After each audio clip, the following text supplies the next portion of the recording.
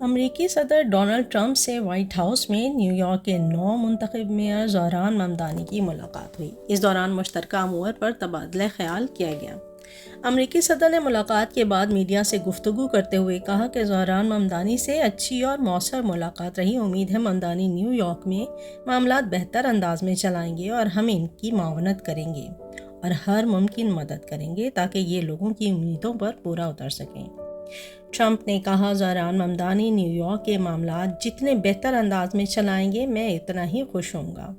صدر ٹرمپ نے نیتن یاہو کی گرفتاری سے متعلق ایک سوال کا جواب دیتے ہوئے کہا کہ زہران ممدانی نیتن یاہو کو گرفتار کریں گے یا نہیں، اس پر بات نہیں ہوئی۔ انہوں نے کہا کہ زہران ممدانی کے فیصلے قدامت پسندوں کے لیے حیرت کا باعث بن سکتے ہیں۔ امید ہے ممدانی کچھ قدامت پسندوں کو حیران کر دیں گے۔ ٹرمپ نے امن اور تنازعات پر بات کرتے ہوئے کہا کہ آج مشرقی وسطی میں ان کی کوششوں کی وجہ سے امن قائم ہوا۔ ٹرمپ نے کہا کہ انہوں نے دنیا میں 8 امن معاہدے کرائے اور ان امن معاہدوں میں پاکستان اور بھارت کے درمیان جنگ کا خاتمہ بھی شامل تھا۔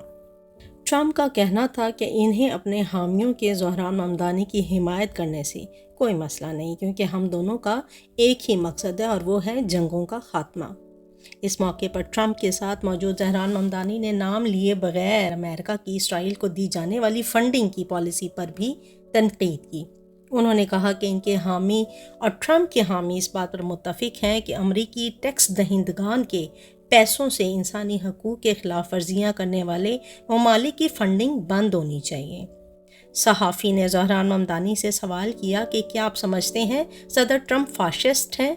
صحافی کے سوال پر ممدانی کی وضاحت سے پہلے ہی صدر ٹرمپ نے کہا کہ ممدانی کے فاشسٹ کہنے سے انہیں برا نہیں لگتا۔ امریکی صدر نے ممدانی کو مخاطب کرتے ہوئے کہا کہ آپ فاشسٹ کہہ سکتے ہیں، کیونکہ وضاحت کرنے سے زیادہ یہ کہنا آسان ہے اور مجھے اس پر کوئی اعتراض نہیں۔